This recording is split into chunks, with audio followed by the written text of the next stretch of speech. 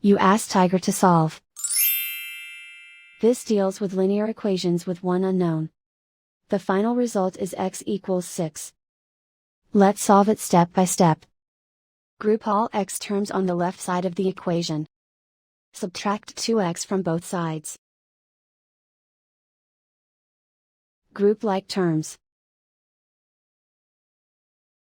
Simplify the arithmetic. Group like terms. Simplify the arithmetic. Group all constants on the right side of the equation. Add 8 to both sides. Simplify the arithmetic.